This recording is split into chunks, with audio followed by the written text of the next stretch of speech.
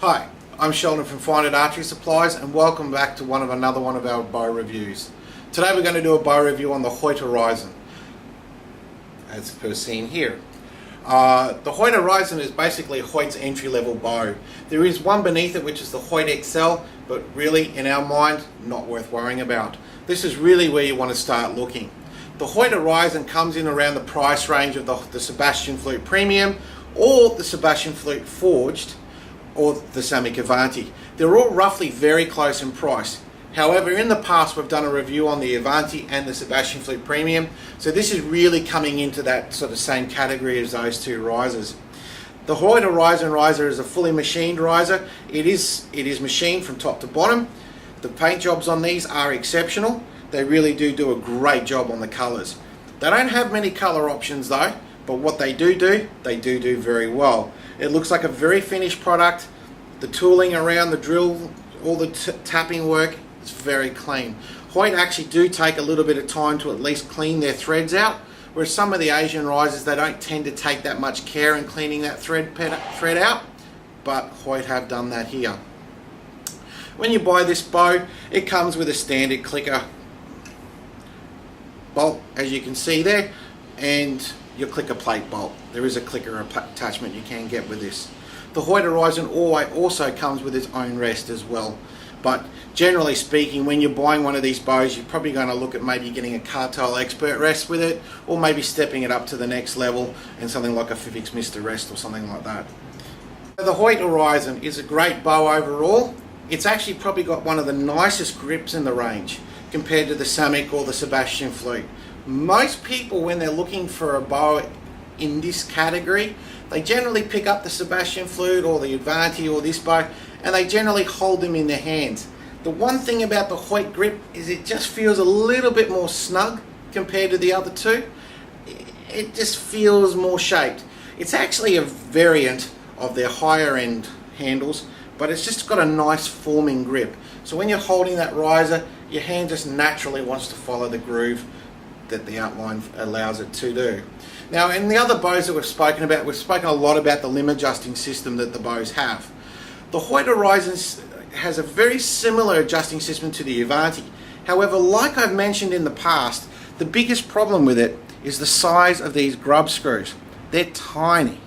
And if you're working in a shop like we are, and you're putting these bows out, they're a bugger to tune. These grub screws are so tiny and they strip very easily when you're tightening them. They really haven't made them out of a high tensile grub screw.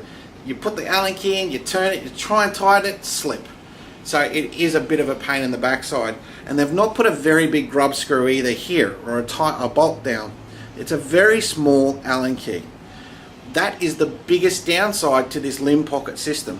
Whilst it is fully adjustable, while you do have all the adjustment here that you need, same with the height adjustment that you get out of the cam, the next part about it that is incredibly infuriating is this bolt here. It's a tiny little Allen key. You got to get in there and you got to try and find it. It's really not easy to work on. However, in saying that, they generally come out of the factory pretty well set. Very rarely do we have to tune these bows. It just depends on the limbs you put with them. Some limbs come out perfect. Some limbs you really do need to work with to get them nice and straight in the riser. However, every single limb that you put in any ILF bow will never be exact one to one. There is always small variance, either left or right, up, down, whatever. But every combination is completely different. But like I'm saying, that is the biggest downside to this pocket system. Also, there's not a lot of room for adjustment there. There's a tiny little bit, and we're talking millimeters either side of that, which does make it very frustrating. So, whilst the riser is well made, a little bit more care could have been taken in that pocket system to get up there against some of its rivals. So again, when we talk about bows in this class range, again we come back to the Samick Avanti comparability between these two risers. The Avanti system, it's just got bigger everything, so it makes it much easier to work with, much quicker to work with, and therefore just a more enjoyable experience. However, like I've said in the past, when we do these reviews, especially from a shot's perspective, it's very hard to be non-biased on a product. But sometimes you just come across stuff that's exceptionally good and you've got to make that known. So like we were talking about before, when you're looking at that sort of entry level 2-3 year kind of bow, this one does come to mind. Some people prefer it because of the name and because of the brand Hoyt. Look, if you're looking for a bow that's going to do you well, survive well, perform well, generally overall in an ILF, and you don't quite want to go that little bit cheaper down to the Avanti premium level, you do want to have that branded product. This is really the only alternative at this point. The next one up from this, or around this kind of quality, would be the Sebastian Flute Forged, but we'll get to that in another review. But realistically, out of a 5-star rating for this riser, we give it a 4. The reason we lose that whole point on this is simply because of this pocket system. It really hasn't been well thought out. There could be plenty of other things they could do to fix it and to make it just that little bit better and more enjoyable to actually tune and work with your bow.